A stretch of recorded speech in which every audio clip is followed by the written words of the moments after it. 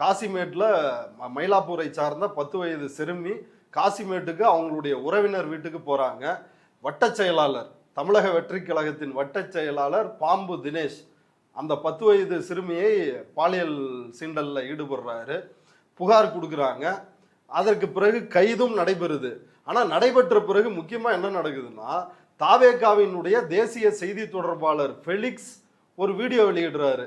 அந்த கைதான பாம்பு தினேஷினுடைய மனைவியை வைத்து ஒரு வீடியோ. என்ன வீடியோன்னா, திமுக வேட்பாளர் எபினேசர் அவர் திட்டமிட்டு இப்படி பொய் வழக்க வந்து என்னுடைய கணவர் மேல ஒரு போக்சோ வழக்கு அப்படி புனைய முடியுமா, எந்த ஒரு முகாந்திரமும் இல்லாம அப்படி கைது செய்யப்பட்ட பிறகும் குற்றவாளிகளை பாதுகாக்கின்ற நடவடிக்கையில் தாவேகா வெளியே அந்த நெரேட்டிவை வந்து செட் பண்றாங்க. அதுவும் ஒளிவு மறைவாலாம் இல்லை, சோசியல் மீடியாலலாம் பண்ணலாம். அவங்க அஃபீஷியலாகவே ஃபெலிக்ஸே உட்காந்து, அவர் தேசிய செய்தி தொடர்பாளராக இருக்கிறாரு, அவரே உட்காந்து யார் எபினேசர் காரணமா சொல்லுங்க அப்படின்னு பேச வச்சு, என்னுடைய கணவர் அப்படி இல்லை அப்படின்னெல்லாம் சொல்ல வச்சு ஒரு நெரேட்டிவை கட்டமைக்கிறாங்க. இப்போ இந்த கோவை சூலூர் சம்பவத்திலையும் பார்த்தீங்கன்னா, அந்த பெற்றோர்கள், குறிப்பாக அந்த குழந்தையினுடைய தாய், அவங்கள எவ்வளவு அவதூறு பிரச்சாரங்களை டிவிகே ஐடி விங்கு சோசியல் மீடியாவில் துணிச்சலாக பண்ணாங்க. அவங்க வந்து குடிச்சிருந்தாங்க, அந்த கொலை பண்ண அந்த நபருக்கும் இவங்களுக்கும் தொடர்பு இருக்குது, அதில் ஒரு நபர் திமுக அப்படின்னு வந்து கிளப்பி விட்டாங்க. அம்மா கிட்ட குழந்தையை காட்டாமலேயே அந்த சடலத்தை அப்பாவை வைத்து காவல்துறை எரித்தார்கள். அந்த அம்மா வந்து பேட்டி கொடுத்தாங்க. அது எவ்வளவு பெரிய வழியா அவங்களுக்கு இருந்திருக்கும் அப்படின்றத நம்மளால பார்க்க முடிஞ்சது.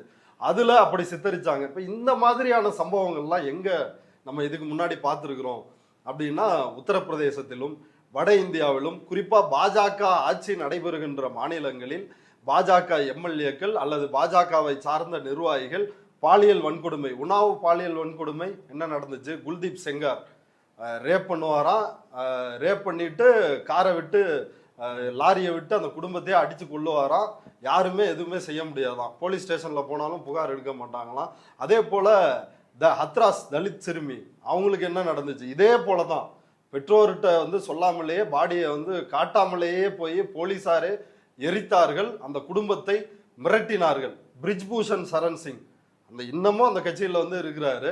மல்யுத்த வீராங்கனைகளுக்கு எத்தனை கொடுமைகள் வந்து நடந்துச்சு. பையன் இப்ப எம்பி நினைக்கிறேன். ஆமா, பையன் இன்னைக்கு வந்து பாஜகவில் எம்பியா இருக்கிறாரு. அப்பா இந்த மாதிரி குற்றங்களில் ஈடுபட்டதனால் பேரு கெட்டுருச்சு, அதனால பையனுக்கு சீட்டு கொடுப்போம் அப்படின்னு கொடுத்து இன்னைக்கு பாஜக எம்பி ஆகியிருக்கிறாங்க. அதே போல ஒரு பேட்டனை தான் இங்க தாவேகா பின்பற்றுகிறார்கள் அப்படின்றது இந்த நடக்கின்ற சம்பவங்கள்ல இருந்து நமக்கு தெரியுது.